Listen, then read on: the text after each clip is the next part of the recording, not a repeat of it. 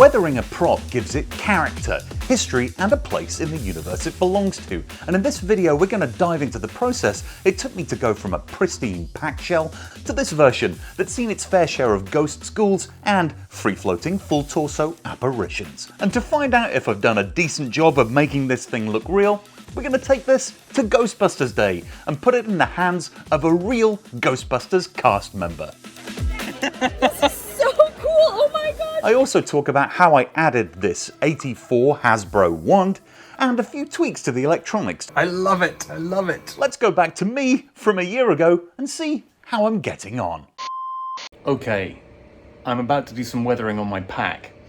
I was going to go straight into the cables and doodads, and I probably will do some of that today. But I realised that weathering the pack is going to be much harder with the cables in the way. What I'm going to do is I'm going to start with silvering up some of the metal and bringing it to life with some paint. And then really we're just going to take it from there and see how it goes. However, after beginning this process, I quickly realised I was missing something. The stickers. I purchased this great sticker set on Etsy, and like most sticker sets you can buy, you have to cut the stickers out yourself, which takes a little bit of time. One eternity later. Once the stickers were cut, I went about sticking them carefully onto the pack. I used the amazing array of reference photos from gbfans.com to figure out exactly where all of these stickers are supposed to go.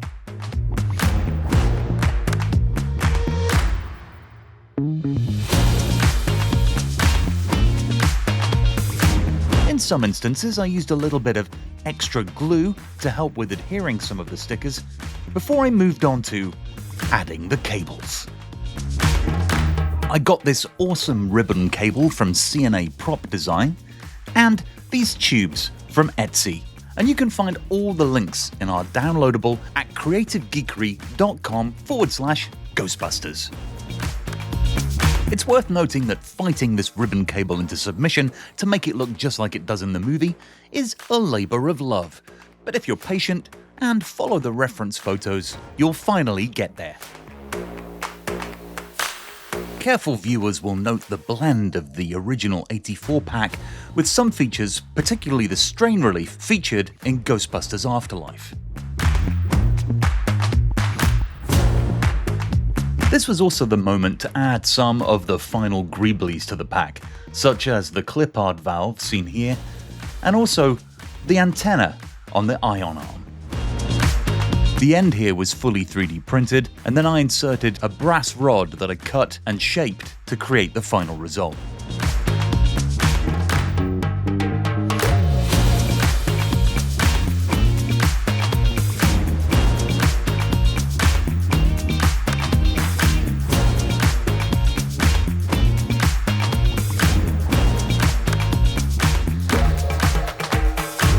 I have made huge progress with the pack. So much got done last night. I am very, very pleased with how it's coming together. As you will see, I have put stickers almost everywhere. I have done a little bit more weathering. I fixed the strain relief here and here. Added strain relief here and here. I'm very pleased. It really is coming together the way I want. And I'm going for this kind of 84 style pack that's been kind of grabbed out of a closet that it's been in for years. A little bit like the Proton Packs they wore in Afterlife. The ones that weren't changed by Spengler. Let's toast this muffin. Light him up. So I'm going to finish some of these cables and wirings. I've got a few more legless elbows to add and other bits and pieces. Just want to talk about a little technique I'm using for connecting these little pieces here. So when these pieces come out of the 3D print, they have this big hole here. And then some of the other pieces have a base like this when they come out of the 3D printer. And that makes it quite hard to connect them unless you're going to drill from underneath, which is impossible, or at least very difficult. Like, you imagine this one here, how are you going to get in and drill from underneath or put some kind of screw up into that? So you're not. So what I did here and here was I screwed in one of these, and that's what I'm going to do here on the top. Let me get in focus here. I screw this into here, and then I'm going to use some glue to, basically some epoxy, sorry, to put on top of here to hold it in place. But this is kind of like an anchor that the epoxy is going to go on. It'll become a lot clearer when I show you. Screw it in. Now I'm going to mix up my epoxy. I'm going to put the epoxy in here, and then basically go pop like that. So we're going to put the epoxy inside. Okay, it's starting to kick. Okay, so I'm just going to pop it on there like that now. So there you go, that's my top tip. I'm sure there's loads of people out there screaming at the screen going, no, you're meant to do it like this, or you should do it this way instead of that way, and that's completely fine. Put the comments below. I'd love to see your ideas for how to put those elbows and other things on. With the legless elbows and other doodads now installed, it was time to lean into the weathering. And to begin this process, I'm using this. Rub and buff. You just put a little bit on the end of your finger and then rub it into the sections you need to create a metallic finish. I love how you can buff this up to a shine so it really does look like metallic edges. That's just so much better now. But rub and buff is not the only thing I have in my arsenal when it comes to weathering. Everything that you can see on the table here, these are things that I use all the time when it comes to making something look old and used. So let's just walk through the stuff that's here just for a second. So let's start here, very simply. You'll see a bunch of different metallic Sharpies and different pens. My absolute favorite is this liquid chrome pen. You'll see me use that later. It's perfect for creating paint chipping, just making things look more metallic. The other thing that's an obvious go-to is acrylic paint. So you can see these paints here at the front, a whole bunch of different colors. It's very tempting sometimes to go in with a color, say like black, to make something look old or dirty, and then just go, yeah, that's good. Always put in a second color, even a third color when you're distressing something and making it look old. It gives it a kind of life that isn't one-dimensional. So acrylic paints, my absolute favorite go-to. There are lots of other different paints out there on the market that you can use to kind of add particular styles to things. Those things are super, super cool. But I actually find that very often just using standard acrylic paints is a great way to get the look that you're going for. And two different ways to use the paints, obviously. Dry brushing, you will have heard of dry brushing. You've probably perhaps done dry brushing yourself. But that's when you kind of have a very little paint left on the brush, probably using more of a stipply kind of technique, and you're rubbing the paint on to maybe create worn marks or to show raised areas in a different color. And then you can also do a wash, which is where the paint's very wet, and you can put the paint on and it kind of soaks into the gaps and the seams. And that again can be a great way of making things look old or dirty. And it's also something that gets used for making, straps like this look old. So, you could do a wash on something like this. And speaking of straps, it's a great time to talk about sandpaper. So when you've got anything that's new, if you want it to look old, you need it to look worn out. So straps or material, you're going to want to sand those or even use a wire brush on them.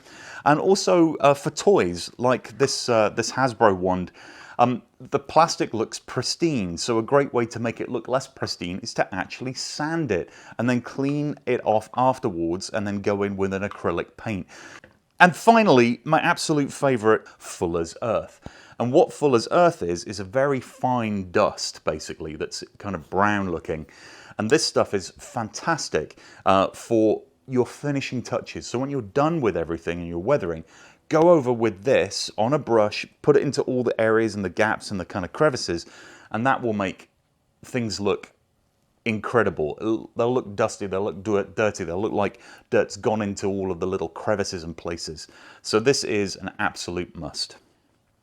And you will see me use all of these in the next few minutes of this video.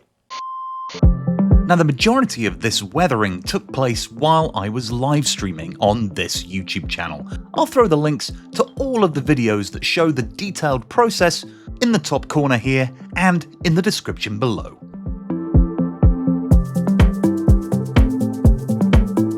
So, huge difference. Really pleased. Need to knock some of this back a bit, but I'm going to move on to some texturing. There are a few areas where we have some layer lines that are in kind of rough textured areas. And let me show you what I did. So here on this area, you could still see some layer lines around here, and I need to distress the sticker a bit more. But now the layer lines have gone. How did you do this, Matt? I used this spray adhesive. So if you spray adhesive on something, it leaves a kind of mottled, pitted, kind of textured look to it. And you have to let it fully dry, because otherwise it will be tacky. But in about an hour, it dries solid, or at least semi-solid. It might be a little bit spongy in places, but it's great for covering layer lines when you get to this point, and then you can go over it with acrylic paint and you won't see them. So I'm going to do that on the top and a couple of other spots where I'm concerned about layer lines, and let's see how it goes. So also want to make sure we tape off any areas where we don't want the textured surface.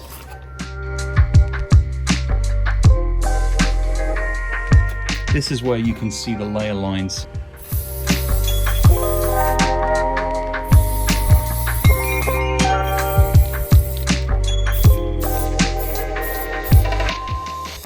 So while that's drying, which it is, I need to fix some of these lines. So the lines like this, and there's a few others here. You see this one here, in there, and then the lines in there. Those are the joins from putting all the different pieces of 3D printing together. So what I'm going to do, I've been looking at some reference photos, and there are a lot of places where there's some weld marks that are included. So I'm going to recreate some weld marks using hot glue. You do this by squeezing out a bit of the hot glue in the place you want to see the weld mark, letting it dry for a second, and then pushing it a bit flatter with your finger to make it look like welding. This process can take some time and burn your fingers, so enjoy.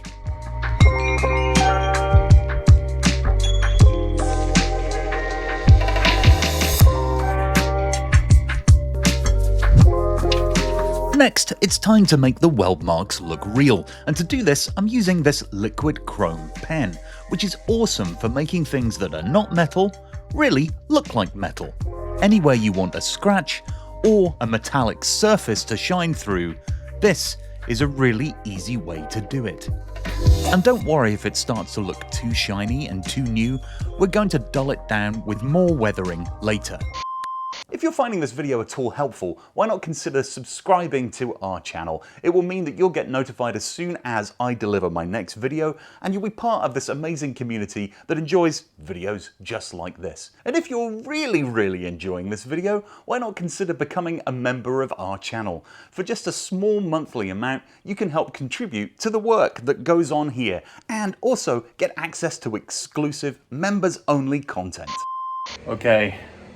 We're at this stage. I spent a lot of time today just adding these weld marks and adding a lot of this silver pen to make it look like it's chipped paint. It's not perfect yet, but you can see the general idea on the pipes that are supposed to be pipes and not the cast iron bits, which are these bits. I've done chipped paint. Same here on this bit. And obviously all this needs to be kicked back because right now it's looking far too shiny. But you can see all those areas that I was worried about that had seams, I've put weld marks in to make it look, well, different, more realistic. That was my intent. And I just realized that probably this little piece here and around here could do with one. So hey, I'll show you how I do that. The challenge is I cannot get the glue gun into those little crevices, but I will show you a trick of how to do it. So I literally just take the glue gun and make my little weld line like this. Gotta do it on the surface of this mat. So you're gonna let it dry a little bit or cool, and then we're going to peel it off. So while we're waiting for that to dry, I'm going to spray a little bit of glue into here, the spray glue. Okay, so now this is looking good. I'm just going to gently pry this off, trying my best to not allow it to break. Okay, there we go. And that's what we're then going to stick inside. Take a pair of tweezers and carefully work the weld mark into the location that you want to put it in. Then press it down hard onto the spray glue. You can add an additional coat of spray glue on the top to help fix it if you need to. There we go. To blend our very fresh looking weld marks in with the look of a used and abused pack, we're going to use black acrylic paint and work it over the top of the silver pen. You'll notice I'm also working it into the areas that were sprayed with spray glue to create a better texture and cover up layer lines.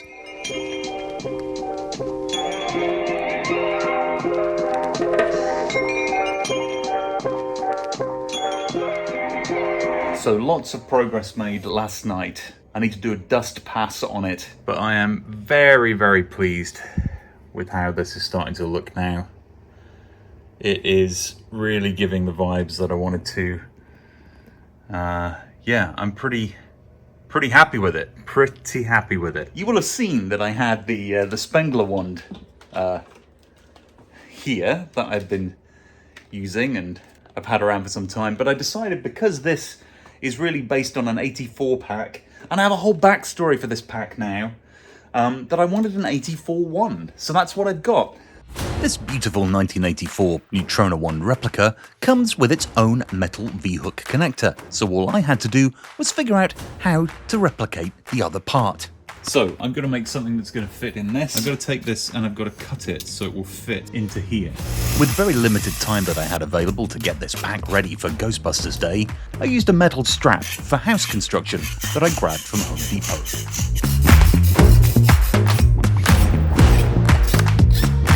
So I have my little mount ready. I've marked where the holes need to go. And I realised one fatal error. This is very thin.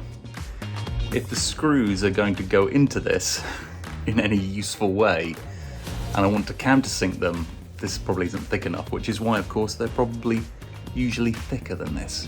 But I'm gonna give it a go. I'm gonna countersink it a little bit and see if I can make it work. So I'm gonna drill these holes, get them the right width, put a tiny bit of countersinking on, and then see if I can get this to work. Okay, cut 2 holes. But will it fit? Perfection. Now I need to see if the bolts fit through it.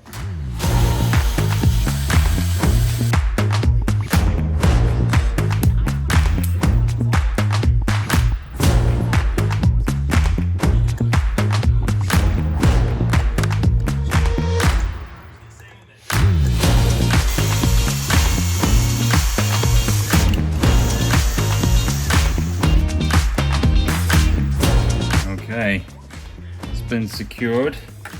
Put this back on and there we go. Look at that, solid. Ish. I don't think it would survive a huge knock because I'd probably need to put another piece of steel in here on the inside because it's just held on with these 2 bolts, but yeah. I think that's going to work for now. Here you can see me adding wiring from the pack to the Neutrona wand, including a little switch that I'm going to use to add a lighting effect on the back of the pack. This pack is old, doesn't work properly, and when you press this button, it creates a sparking effect in the pipework.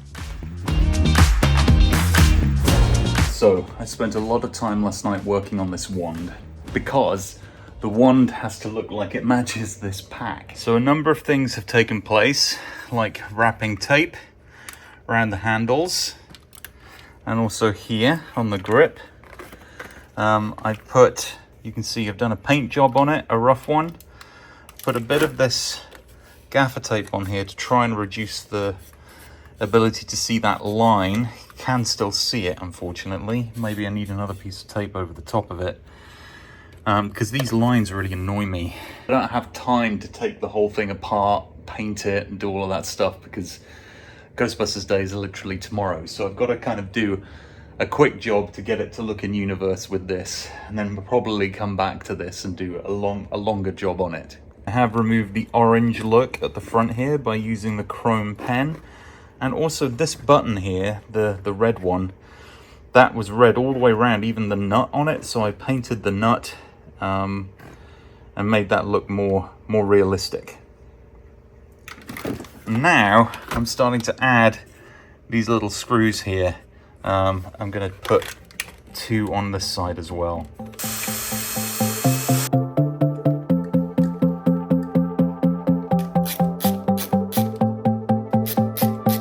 That already looks a lot better. Still these lines that bug me though, which is why I actually taped these handles, because you can see a big seam here and a big seam here. So yeah, trying to take it away from being a toy a little bit.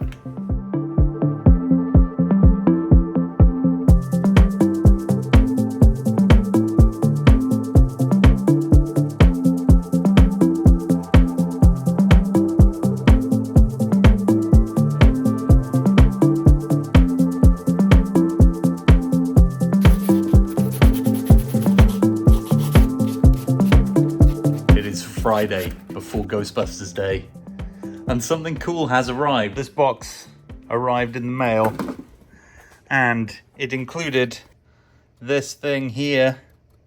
Yes, CNA Props has sent me my smoke blower, and it arrived on time. Thank you so much, guys. And here is the smoke machine, the pipe that goes down here. Obviously this is not all put in properly, I've just laid it here. I've just been trying to figure it out. And then power up here, 12 volt power. So basically, you connect the power to this. When the power's connected, there's an LED light in here. Let me pull it out so I'll show you. There's an LED light in here. The smoke comes in here. You can see through that pipe, and then the fan blows it out. And the idea is that will then come out through the vent. And I'm gonna have to obviously secure this better than I've secured it right now, but this is just for testing. We're gonna test run it, and then I'm gonna run another switch. So I'm gonna have 2 switches in here. I would use the power from this other switch that I've got going in here, but it's 9 volt. I'm gonna go 12 the whole way. So I'm gonna have to fit this with a Velcro strip on here, because what I want to be able to do is put that in, stick it in place, but then be able to take it out so I can update, plug in, no. So I can fill it. So you take the pipe out here, and then you unscrew this piece like this, and you put the liquid in there.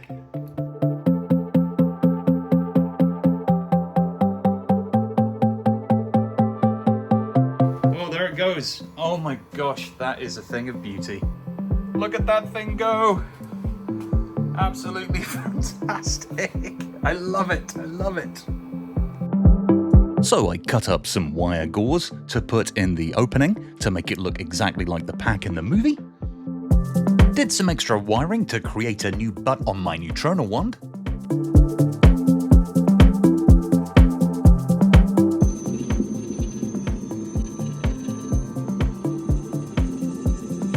It was now time to add the Alice frame and straps, so I did a little bit of distressing on my Alice frame to bring it into universe, and then began adding the straps.